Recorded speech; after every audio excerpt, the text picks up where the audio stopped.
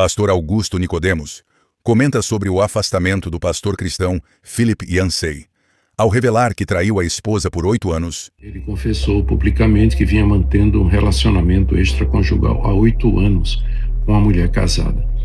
Pediu perdão, admitiu a culpa, pediu perdão à esposa, disse que se reconciliou com ela, abandonou o ministério, deixou o ministério de preletor, pregador, escritor, inserção nas redes sociais, e entrou num programa de aconselhamento para recuperar, para ser restaurado. Bom, em primeiro lugar, graças a Deus que ele pediu perdão, que ele reconheceu, admitiu, e também porque ele impôs sobre si mesmo essa disciplina, né, abandonando o seu ministério. Isso nos leva a pensar, a refletir sobre alguns pontos que eu listei aqui no meu computador e eu queria ver com vocês. O primeiro é que nenhum servo está imune à queda, por mais piedoso ou influente que seja. Reflita sobre isso. Não é à toa que a Bíblia diz: vigiai e orai, o espírito está pronto, mas a carne é fraca. E a Bíblia diz também: aquele que pensa que está em pé, veja que não caia. Então, homens de Deus, homens piedosos, influentes, de um ministério extraordinário, eles não estão isentos de serem tentados e cair em pecado. E isso tudo deveria nos levar a um quebrantamento e uma reflexão a respeito da nossa própria vida. Segundo ponto é: o pecado ainda habita no crente e exige vigilância constante. Nós nunca chegaremos a um estado de perfeição. Sempre seremos pecadores, inclinados a todo mal, tentados e com a possibilidade de cair. Portanto, mais uma vez, a necessidade de vigilância. Terceiro, o pecado sexual desqualifica para o ministério público. Eu, por um lado, fiquei muito triste, por outro, pelo menos, agradeci a Deus que o Yancey se arrependeu.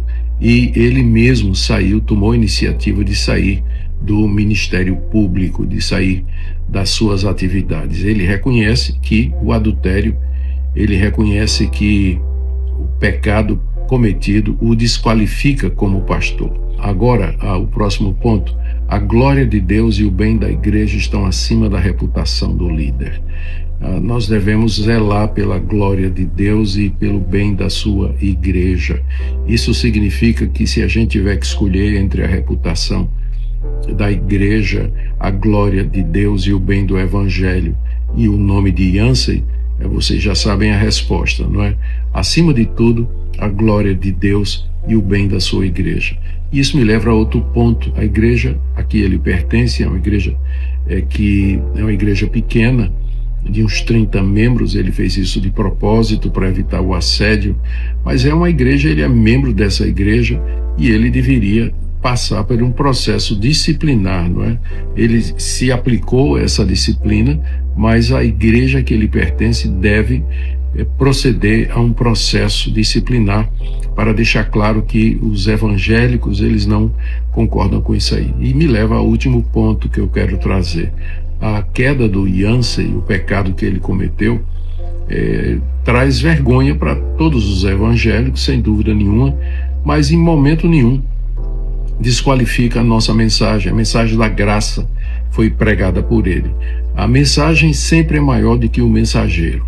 Nós devemos lembrar disso. A queda de Yancey e o pecado que ele cometeu não significa que o evangelho que ele pregou ou o evangelho que ele explicou seja errado ou caiu com ele. Não cai com ele, porque, como eu disse, a mensagem é maior do que o mensageiro. Continua sendo verdade que Deus perdoa pecadores, Deus transforma pessoas, Deus usa pessoas imperfeitas como nós para pregar sua palavra, e que sua igreja é baseada na graça de Deus, na graça de Deus. Graça que não significa libertinagem, como finalmente Yancey veio admitir, né? Há 8 anos vivendo uma vida hipócrita, dupla, e agora então ele confessa, se arrepende, sai do ministério pastoral, e exatamente é a coisa certa a fazer. Mas lembremos disso: a queda desses homens não representa a queda da igreja, como certamente muitos críticos vão dizer e muita gente vai nos atacar. Deus nos guarde, Deus nos proteja e Deus tenha misericórdia da sua igreja.